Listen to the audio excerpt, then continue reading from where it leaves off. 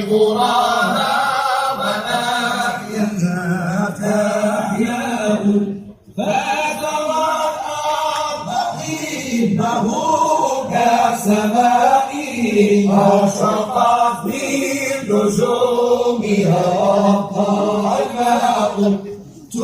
لي الشرف العظيم أن ألقي على مسامعكم كلمة شيخ الزاوية الوزانية مولاي أحمد علي حيدر الحسن الوزاني.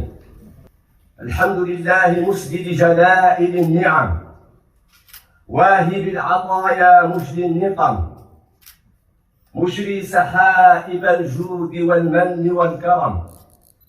تنمية البشرية في المظلة أبلجت بضد عبقرية مولوية وسياسة رشيدة الخير العميم للشعب والرعية قد جلبت وأوهام العدا هدمت ولجلجت.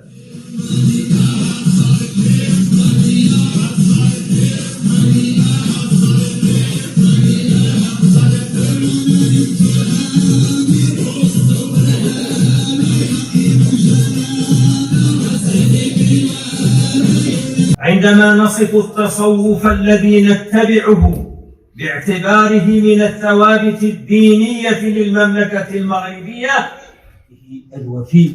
وصلى الله على سيدنا محمد وعلى آله وصحبه أجمعين والحمد لله رب العالمين.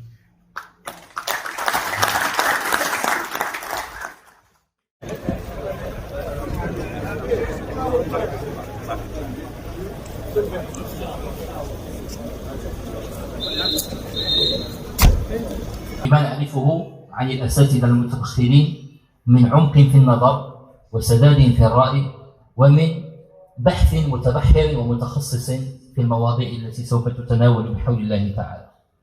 إذا حتى لا أطيل عليكم أيها الجمع الكريم مجددا الترحاب بكم نموذجه المغربي ومن طلع به وما برز به وظهر به عبر التاريخ. حين تطأ قدماي هذه الأرض الطيبة التي ولدت في حضنها ونشأت بين أحضانها ويتوي فيها أحباب لي فوق أرضها وتحت أرضها، حين تكون الدعوة موجهة من لدن الزاوية والزانية الشامخة.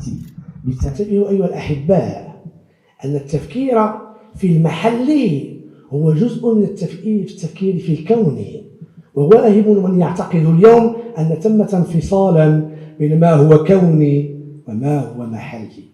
فكل تغير في أي بقعة من بقاع العالم قد يؤثر على حياة كل واحد منا في حياته الفردية اليومية، ووقوع الارتباك في كثير من الحقائق التي كانت تبدو بداهات بالنسبة لأناس في ألفيتنا السابقة.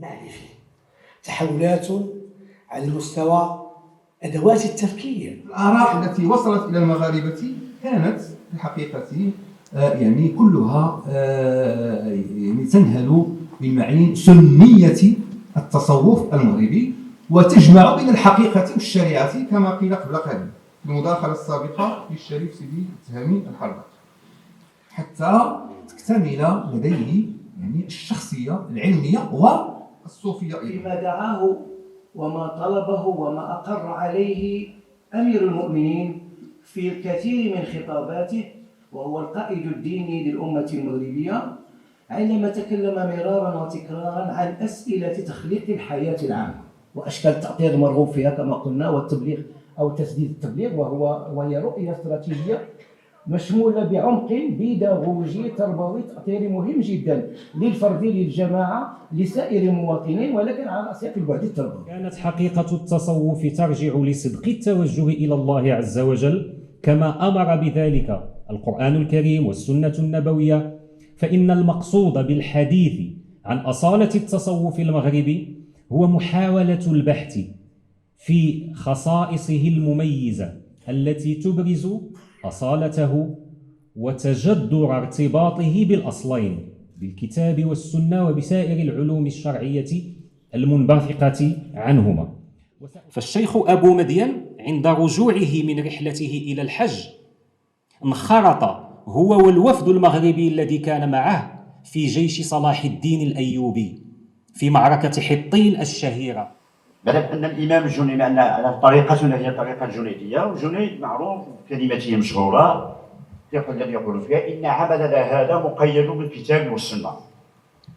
وجميع المتصوفين المغاربة على اختلاف أنواعهم استثناء بعض الشواذ كلهم كانوا سنيين معا. جميل الاستماع. أشكر أيضا المتدخلين الكرام جميعا على مداخلتهم النفيسة والعميقة والعلمية والأكاديمية. وقلنا إن هذه جلسة أولى، وعندنا جلسة ثانية غدا إن شاء الله في الصباح في نفس الموعد 10:30 صباحا، ولكن حتى إثراء للنقاش ولكن بما يسمح به الوقت، لأن باش مطبوع تركوا عندي مطبوع الله